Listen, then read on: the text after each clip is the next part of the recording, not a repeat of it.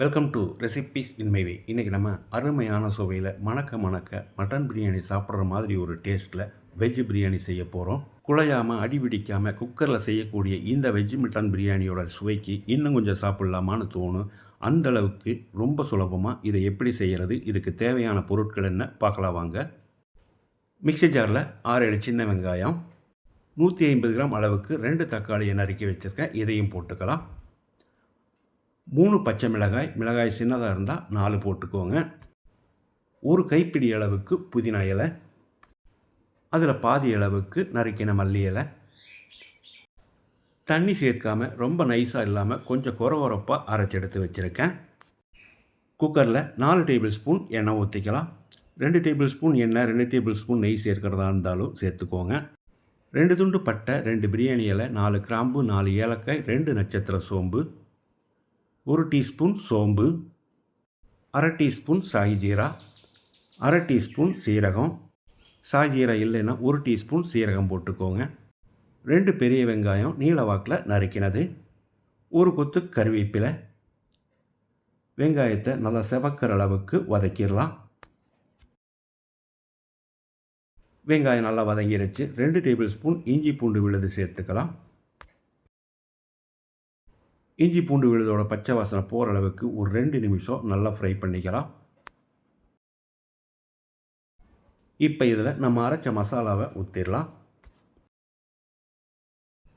மசாலாவோட பச்சை வாசனை போகிற அளவுக்கு ஒரு 3-4 நிமிஷம் கலந்து விட்டுட்டே இருக்கணும்.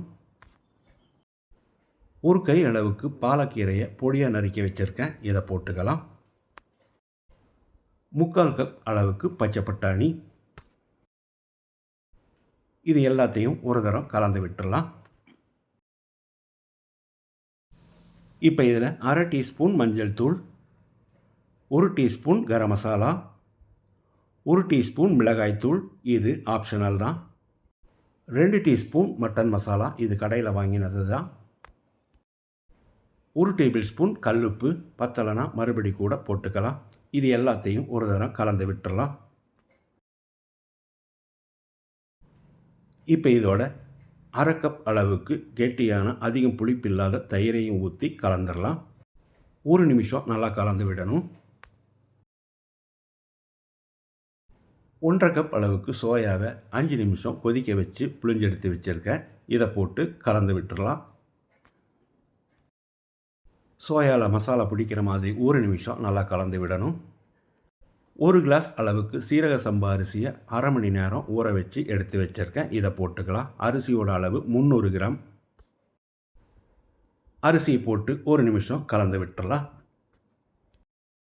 இப்போ இதுக்கு தேவையான அளவு தண்ணி சேர்த்துக்கலாம். நான் 1/2 கிளாஸ் அளவுக்கு தண்ணியை கொதிக்க வச்சுருக்கேன், இதை ஊற்றிடலாம். 1க்கு 1.5 கணக்கில் தான் நான் தண்ணி சேர்க்கிறேன். தண்ணி சேர்த்து கலந்து விட்ட பிறகு உப்பு சரி பார்த்து போட்டுக்கோங்க. இப்போ குக்கரை மூடி மீடியம் ஃப்ளேமில் 2 விசில் விட்டு எடுத்துக்கலாம்.